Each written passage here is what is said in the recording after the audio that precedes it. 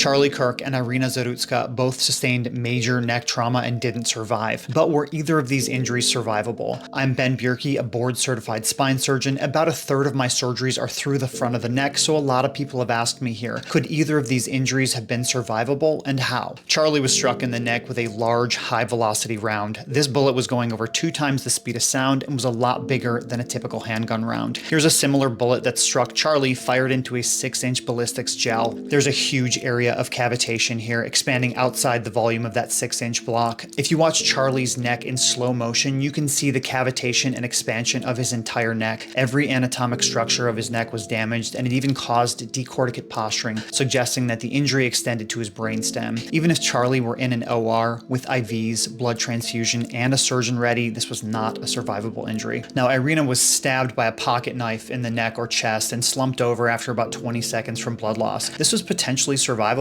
Here are 2 different hockey injuries from skates to the neck: an internal jugular vein injury to Clint Malarchuk and a common carotid artery injury to Richard Zednik. In both cases, athletic trainers applied immediate pressure. Both players survived, and in fact, Malarchuk played 10 days later. If you're ever in a situation like this, you could save someone's life. Put direct pressure on any massive bleeding and use a tourniquet for any arm or leg wounds. I get it. I rode subways in New York City for 10 years and people don't want to get involved. And if you don't have gloves for protection, you're putting yourself at risk. I can't fault the bystanders for putting their own safety first, but this was probably the one opportunity these people had to save someone's life, and both walked by. Well, the likelihood of transmission from a needle stick in an infected individual is around 1 or 2% depending on the pathogen. And that's for infected individuals with known disease through skin that's been damaged by a needle. So the real world chance of you contracting a disease is much lower than that. You make your own decisions, but if I ever have the opportunity to save someone's life, I'm putting my bare hands on whatever's bleeding in public, even if it's a stranger. Either way, I'm going to remember that decision for the rest of my life.